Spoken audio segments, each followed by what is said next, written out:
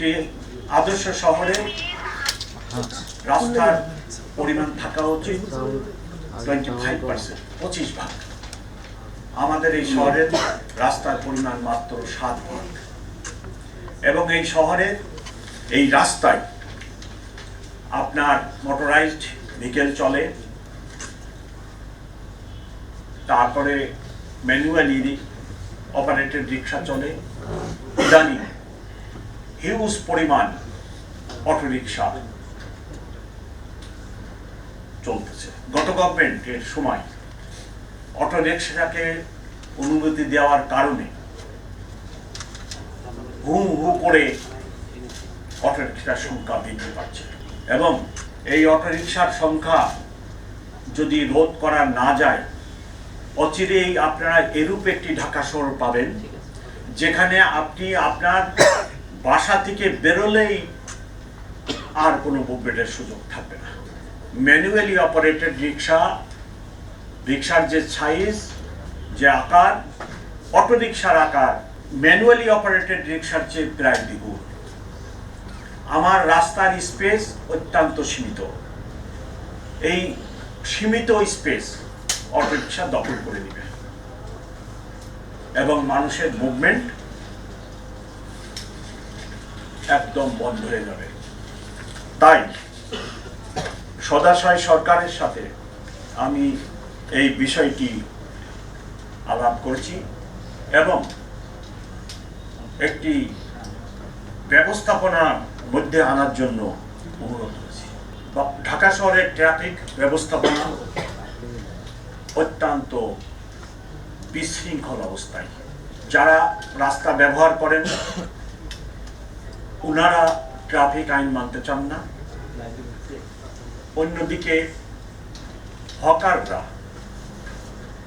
ফুটপাত ব্যবহার করে এবং ফুটপাতের বাইরে এখন তারা রাস্তাও দখল করে দিচ্ছে এবং রাস্তা দখল করে ব্যবহার করছে।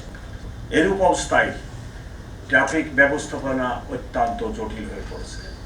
গত 21 তারিখে যোগদানের পর থেকে ট্রাফিকের উপরে যথেষ্ট মনোনিবেশ। আপনারা নিশ্চয় অবগত আছেন যে হারে আগে ট্রাফিক আইন লঙ্ঘনের জন্য মামলা করা হতো, এখন সেই মামলা দ্বিগুণ গতিতে করা হচ্ছে।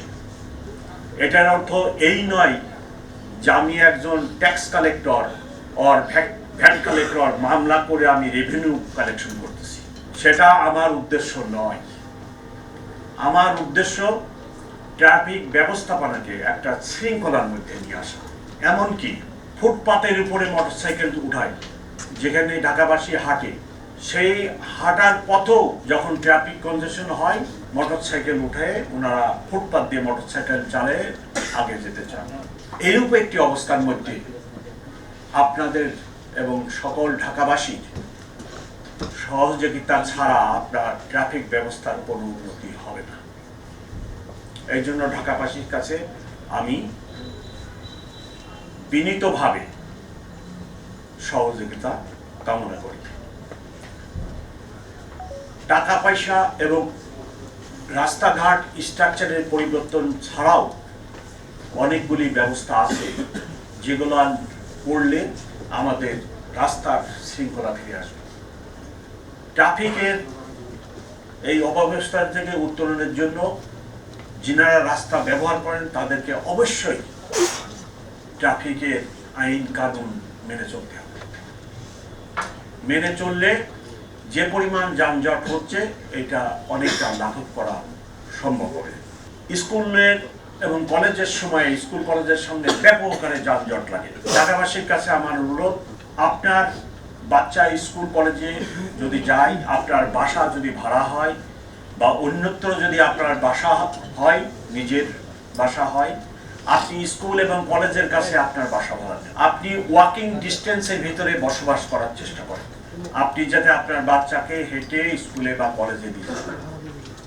একইভাবে আপনার কর্মক্ষেত্র অফিস যদি দূরে হয়, আপনি প্রাইভেট যদি হয়, ব্যবসা বাণিজ্যের অফিস হয়, কর্পোরেট অফিস হয়, আপনি অফিসটাকে আপনার বাসার কাছে আনতে পারেন। তাহলে আপনি যদি দুইটা গাড়ি ব্যবহার করেন, আপনার অফিসের লোকেরা যদি গাড়ি ব্যবহার করে, অনেকের গাড়ি ব্যবহারটা সীমিত। আপনি 1 কিলোমিটারের ভিতরে আপনার অফিস যদি আনতে পারেন, তাহলে আপনি 1 কিলোমিটার হেঁটে অফিসে যেতে পারবেন এবং 1 কিলোমিটার হেঁটে অফিস থেকে বাসায় যেতে পারবেন। সকলের সহযোগিতা লাগবে এবং এই ক্ষুদ্র ক্ষুদ্র সহযোগিতা আমাদেরকে ট্রাফিক ব্যবস্থাপনায় একটা বড় অবদান রাখবে। আমি অত্যন্ত মর্মাহত, ঢাকা শহরে একটি মোটর বাইকে একটি ফ্যামিলি যাতায়াত, সামনে একটি বাচ্চা 3 বছরের, তারপরে যিনি মোটর বাইকটি চালাচ্ছেন তিনি, তারপরে তার পিছনে 2 বছরের তার সেকেন্ড বাচ্চা, এবং তারপরে বেগম সাহেব, এবং বেগম সাহেবের কোলে আরেক বাচ্চা। এইরূপ একটি মোটর বাইকে অরক্ষিত অবস্থায় একটা ফ্যামিলি কিভাবে করে? একটি ছোট্ট দুর্ঘটনা এই পরিবারের উপরে অভিশাপ নামিয়ে আনে। মোটর বাইকে কোনো শেড নেই, যেনারা গাড়িতে চড়েন তারা একটা শেডের ভিতরে বসে যাতায়াত করেন। ছোটখাটো অ্যাক্সিডেন্ট ওনাদেরকে স্পর্শ করেন না, ওনার গাড়িকে স্পর্শ করেন। কিন্তু মোটর বাইকে যিনারা এইভাবে চলতেছেন, যখন অন্য গাড়ির সাথে বা কোনো অ্যাক্সিডেন্ট হয়, সরাসরি তার দেহের উপরে বা যেনারা রাইডার থাকে তাদের উপরে আঘাত আনে, যথেষ্ট ক্ষয়ক্ষতি করে। সো আমি গত 15 দিন আমার ট্রাফিকের অফিসারদের রিপিটেডলি বলেছি, আপনারা এটা এরূপ কাজ বা এরূপ মোটর বাইক দেখলে অবশ্যই তাদের বিরুদ্ধে আইনগত ব্যবস্থা নেবেন।